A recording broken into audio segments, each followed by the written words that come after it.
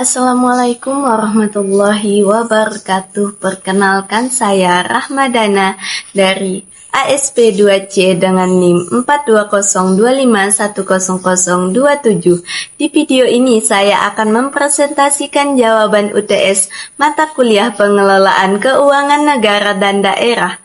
Baik, langsung saja kita ke pembahasannya.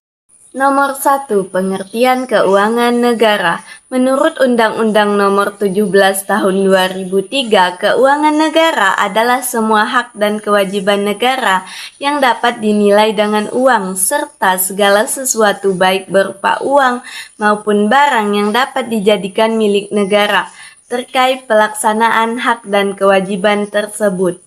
Artinya, semua yang berkaitan dengan pemasukan, pengeluaran, aset dan kewajiban negara termasuk dalam keuangan negara.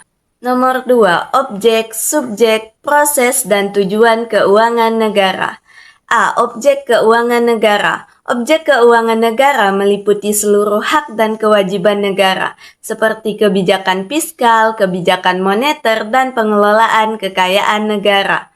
B. Subjek keuangan negara. Subjek keuangan negara adalah pihak yang mengelola keuangan negara, yaitu pemerintah pusat, pemerintah daerah, BUMN, BUMD, dan lembaga terkait lainnya. C. Proses keuangan negara. Proses pengelolaan keuangan negara terdiri dari perencanaan, penganggaran, pelaksanaan, hingga pertanggungjawaban. D. Tujuan keuangan negara. Tujuan utama pengelolaan keuangan negara adalah untuk menyelenggarakan pemerintahan dan meningkatkan kesejahteraan rakyat. Nomor 3. Ruang lingkup keuangan negara. Ruang lingkup keuangan negara meliputi hak negara memungut pajak, melakukan pinjaman, penerimaan dan pengeluaran negara maupun daerah, serta pengelolaan kekayaan negara. Selain itu juga mencakup kekayaan pihak lain yang dikuasai pemerintah demi kepentingan umum. Nomor 4. Penerimaan, pengeluaran, dan pembiayaan negara. Pertama, penerimaan negara. Penerimaan negara adalah uang yang masuk ke kas negara, contohnya pajak dan penerimaan negara bukan pajak. Kemudian pengeluaran negara. Pengeluaran negara adalah uang yang keluar dari kas negara seperti gaji pegawai dan pembayaran bunga utang. Kemudian pembiayaan negara. Sedangkan pembiayaan negara adalah transaksi yang harus dibayar kembali atau akan diterima kembali, misalnya utang negara atau investasi pemerintah pada BUMN. Nomor 5. Bidang keuangan negara. Yang pertama, fiskal. Bidang fiskal berkaitan dengan pengelolaan penerimaan dan pengeluaran negara seperti APBN, pajak, dan belanja negara. Kemudian moneter.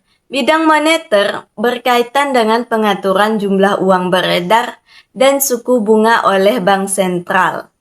Selanjutnya, kekayaan negara yang dipisahkan. Sedangkan kekayaan negara yang dipisahkan adalah aset negara yang dikelola oleh BUMN atau BUMD. Nomor 6. Pemegang kekuasaan pengelolaan keuangan negara. Presiden merupakan pemegang kekuasaan pengelolaan keuangan negara. Kemudian sebagian kekuasaan tersebut dikuasakan kepada Menteri Keuangan, Menteri atau pimpinan lembaga, serta gubernur, bupati, dan wali kota untuk mengelola keuangan daerah.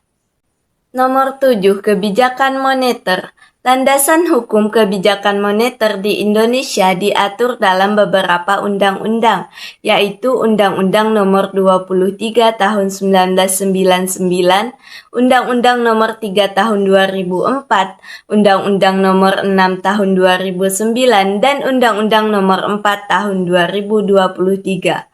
Undang-undang tersebut memberikan kewenangan kepada Bank Indonesia untuk menjaga kestabilan nilai rupiah dan mendukung pertumbuhan ekonomi. Nomor 8. Hubungan subjek pengelola keuangan negara.